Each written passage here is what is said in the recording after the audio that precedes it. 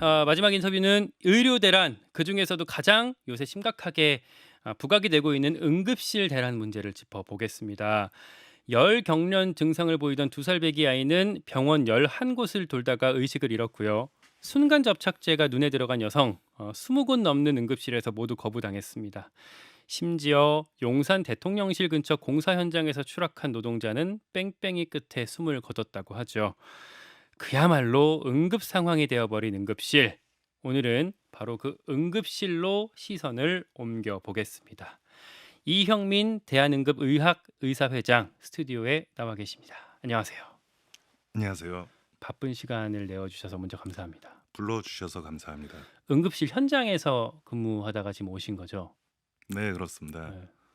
요새 보면 많은 응급학 전문의들이 힘들어하고 있고요. 힘든 중에서도 그렇게 차마 떠나지를 못해서 계신 분들도 계시고 이미 지쳐서 떠난 분들도 계시고 현장 상황 매우 심각합니다. 음, 그리고 정말 응급실 이용에 어려움을 겪고 계시는 저희 국민들께 먼저 좀 죄송하다 이야기를 드리고 싶어요. 네, 음, 안타깝습니다. 저희 입장에서는 눈앞에서 계속 환자들이 이렇게 고생하고 힘들어하는 모습을 눈앞에서 보니까 오히려 정신적으로 더 힘든 것 같아요. 물리적으로 힘든 거야 이전에도 힘들었으니까 어떻게든 버텨보겠다라고 생각을 하는데 정신적으로 힘든 게 이제 거의 한계에 오고 있는 것이 아닌가 이런 생각이 듭니다. 그러니까 환자들이 발길을 돌려야 하는 모습을 또 직접 마주해야 되는 상황이신 거군요. 맞습니다.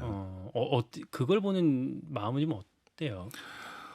지금은 정말로 하루에 병원에 오겠다 내지는 전원 오겠다라고 하는 환자가 적을 때는 4-50개 많을 땐 100 개씩 전화가 오는데 그중에 대부분을 수용을 못 하고 있습니다. 음. 이제 거절을 할 때 우리가 무슨 이게 거절하면서도 이게 정말 맞나 심지어는 제가 근무할 때는 저는 이제 일산 지역에서 근무를 하고 있지만 수원에 있는 병원에서 환자가 결국 찾다 저희 병원까지 왔단 말이죠. 돌고 돌다가 그렇다면 수원에서 일산까지 중간에 병원이 몇 서울을 개겠습니까? 거쳐야 되는데. 맞습니다. 그 모든 병원이 되지 않는다는 거거든요. 이게 얼마나 심각한지 막상 이제 본인이 그 상황이 된다면 얼마나 마음이 급할지 이제 이런 것들을 생각하면은 현장에서도 참 마음이 아픕니다. 음. 제가 지금 사실 오프닝에서 말씀을 드렸던 게 누가 어디서 어떻게 다쳤는데 결국 뭐 병원에서 거부당하고 뺑뺑이 돌았다. 근데 이제 회장님 이제 응급 의료 현장에 직접 계신 의사께 드리고 싶은 질문은 왜 환자를 돌려보내게 되는 건지. 네. 어제 이제 박민수 차관님 발표하시면서 "응급실 뺑뺑이는 응급실 미수용이다."라는 말씀을 하셨습니다. 근데 저희는 참 이해를 할 수가 없는 게 사실은 이제 응급실 뺑뺑이 저는 이제 그 말 자체를 많이 싫어하고요. 또 응급실에 음. 근무하는 사람들은 대부분 싫어할 것입니다. 그렇구나. 어떻게 보면 약간 언론에서 응급실에 좀 수용하지 않는 책임이 있느냐라는 것을 약간 강조를 하는 그런 말이라고 생각을 하는데 이게 이제 "응급실 미수용이다."라고 얘기를 하는데 사실은요. 이게 두 가지 이유 때문에 항상 발생을 하거든요. 제일 많은 경우는 사실은 배후 진료의 부족입니다. 배후 진료. 그러니까 맞습니다. 응급실에는 그 응급의료를 다루는 의사가 있다고 하더라도 병원에 다른 과에서 의사가 없다는 문제, 그래서 연결이 안 된다는 문제가 있는 거잖아요. 네, 맞습니다. 전화를 받았는데 예를 들어서 "외과 수술이 급하게 필요하다."라고 전화를 받는단 말입니다. 네. 그럼 이제 응급실에서 응급 진료가 필요한 게 아니라 결국은 외과 수술이 필요한 것이죠. 음. 그럼 이제 저희가 외과 수술이 필요한지를 확인을 합니다. 그러나 당시에 이제 상황이 되지 않는다. 그럼 저희는 거절을 할 수밖에 없게 되는 음. 이 이제 이런 배후 진료의 문제가 사실은 그 경우에는 응급실은 그냥 관문일 뿐이죠.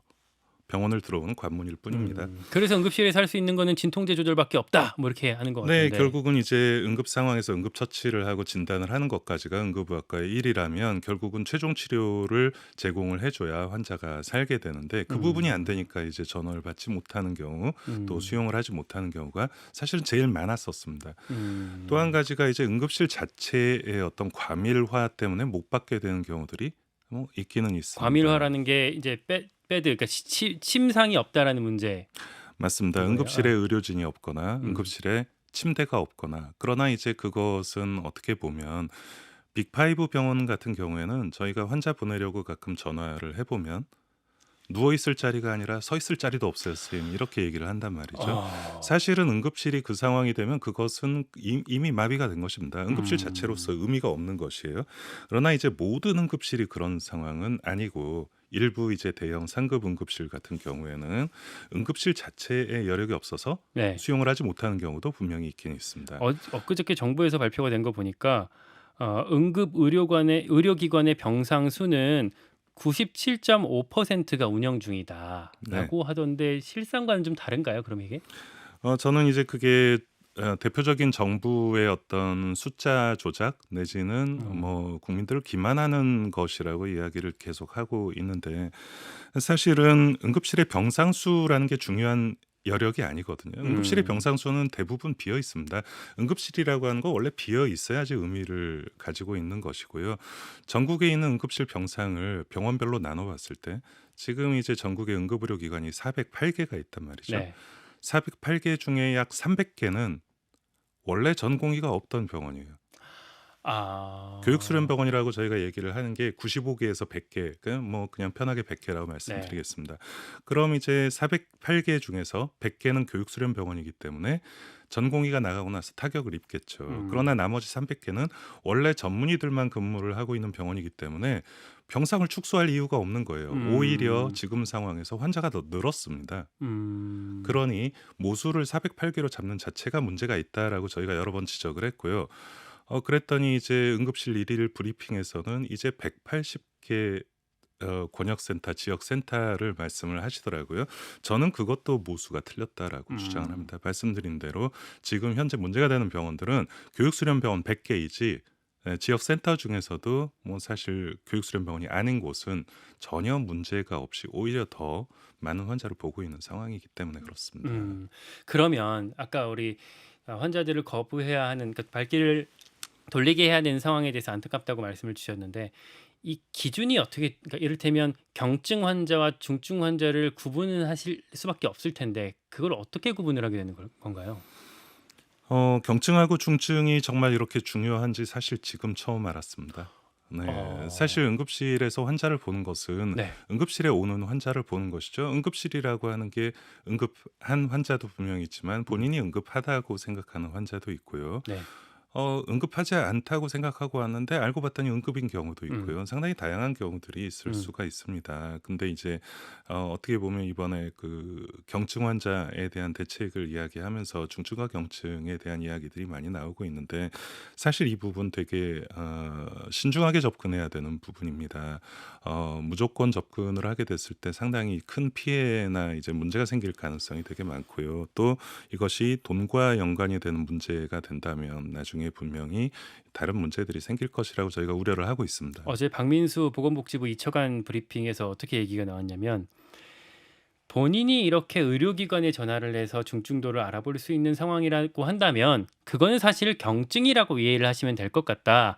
중증이라고 하는 거는 거의 의식이 불명이거나 본인 스스로 뭘 할 수가 없는 마비 같은 경우가 대다수다. 이렇게 얘기를 했었거든요. 일반인의 시각이라고 생각하고요. 어. 의료인의 시각은 당연히 다릅니다. 이제 그렇게 생각하면 119도 본인이 신고하니까 다 경증이겠네요. 아. 네, 그거는 이 이야기가 되는 것이 아니고 결국은 말씀드린 대로 경증이냐 중증이냐를 이렇게 엄격하게 나누려는 나라는 우리나라밖에 없어요. 음. 왜냐하면은 돈이 없기 때문에 그렇습니다. 돈이요? 네, 돈이요. 왜냐하면 이제 경증과 중증을 나눠서 중증에 집중적으로 투자를 하겠다라고 하는 얘기는 뭐 정부의 생각은 선택과 집중이겠지만 저희가 생각하기에는 돈을 아끼고자 하는 어떤 시도가 아닌가라는 생각을 하고 있습니다. 그러니까 중증을 집중으로 하면은 돈을 아낄 수 있다. 네. 그런 차원에서 인식을 하고 있는 것 같다. 경증 환자에 들어가는 어떤 뭐 국민 보험 이제 공단 지급금을 음. 사실은 뭐 본인 부담금을 90%로 올리면 음. 병원이 돈을 더 버는 건 아니거든요. 그쵸. 네, 결국은 총액은 똑같습니다. 음. 그렇다면 이제 그 돈을 원래는 공단이 내던 돈이었겠죠. 그러나 그것을 이제 본인이 내라고 하는 것이지 음. 않습니까? 결국은 승자는 공단이 맞는데 이익은 누가 볼 것이냔 말이죠. 음. 이제 그렇게 되면 결국은 병원 이용에 대한 책임은 환자에게 넘기는 것이고 또 그에 따른 당연히 갈등이 생깁니다. 현장에서 내가 왜 경증이냐, 내가 왜 중증 아니고 경증이냐. 이제 그 판단을 의료진이 하게 된다면 결국은 이제 환자와 의료진의 갈등이 음. 생기게 되겠죠. 결국은 책임과 어떤 문제를 다 의료기관과 개인에 떠넘기는 좀 무책임한 정책이 아닌가. 현장 얘기를 좀 돌아가 보고 싶은데 그전에 아까 제가 말씀드린 박민수 차관의 말은 그 보건복지부 브리핑 때가 아니라 인터뷰에서 그렇게 얘기를 했다고 하네요. 현장에서 그러니까 아까 제가 말씀드렸던 사례 11곳의 응급실에서 이송 거부를 당했던 2살배기 여아 사건. 그냥 이게 상식적으로 봤을 때는 이 정도 상황이면은 일단은 병원에서 응급실에서 이 사례를 들었을 때 '누구든지 먼저 나서야 되는 거 아니냐.'라는 생각이 드는데 이런 것들을 어떻게 이게 분류가 되는 건지가 궁금하거든요. 먼저 좀 안 좋은 치료 결과를 보이게 된 환자분과 가족분들께 죄송하다 말씀드리고 싶어요. 응급실의 어떤 응급 소아 진료의 그런 차질 사실 10년 이상 된 일이거든요.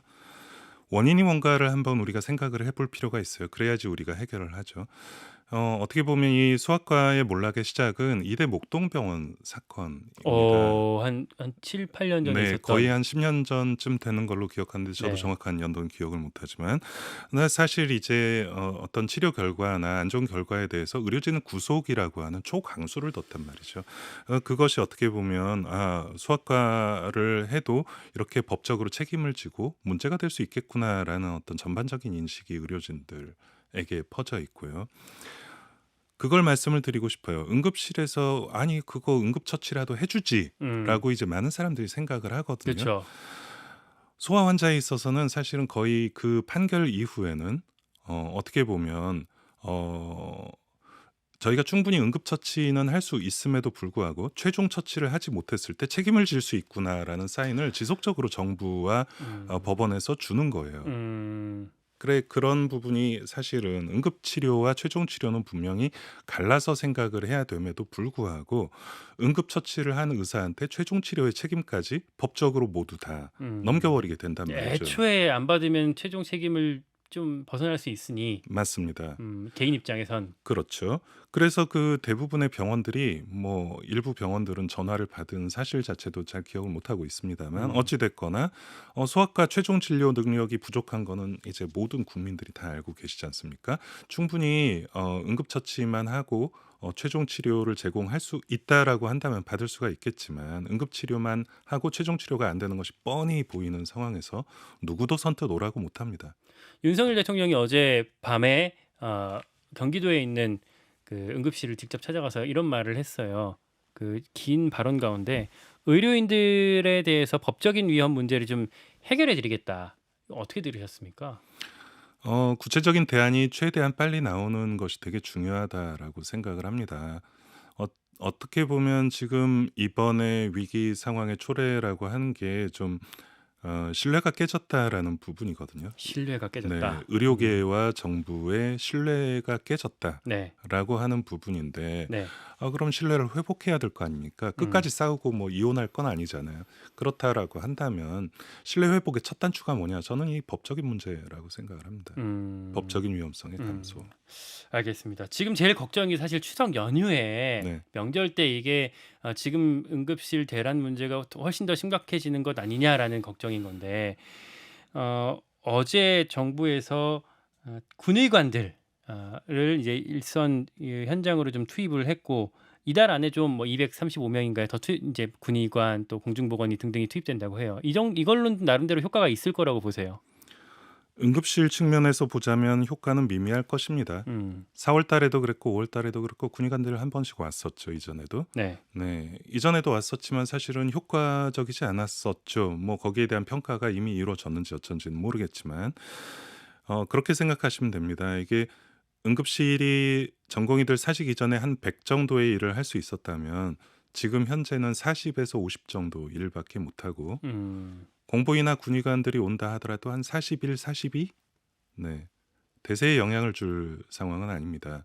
그게 이제 전문성이 필요하고요. 또 숙련도가 필요한데 이런 단기간에 비숙련 인원이 투입된다고 해서 지금 상황을 반전시키긴 어렵습니다. 시간이 많지 않아서 마지막 질문 하나만 드리겠습니다. 내일 뭐 토론회에 참여해서 발제를 하신다고 들었어요. 오늘 아, 저녁입니다. 네. 오늘이군요. 이제 거기에 한동훈 국민의힘 대표도 이제 같이 참석을 한다고 하는데 어떤 얘기, 어떤 대안을 좀 던지실 생각이십니까? 이제 해결을 해야죠. 해결을 해야죠. 근데 이제 해결이라고 하는 것이 정치권이 생각하는 해결과 또 의료계가 생각하는 해결이 분명히 다른 것 같습니다. 아직도 전공의들이 복귀를 해야 한다라고 이야기를 하고 전공의들하고 협상을 하려고 시도들을 많이 하고 10초 있어요. 남았습니다. 네. 네. 전공의들 이제 돌아오지 않습니다. 지금 현재 집중해야 하는 건 의료 붕괴를 빨리 해결하는 것이 가장 급선무라고 생각을 합니다. 네, 여기까지 듣겠습니다. 이형민 대한응급의학 의사회장 모셔서 이야기 나눴습니다. 고맙습니다.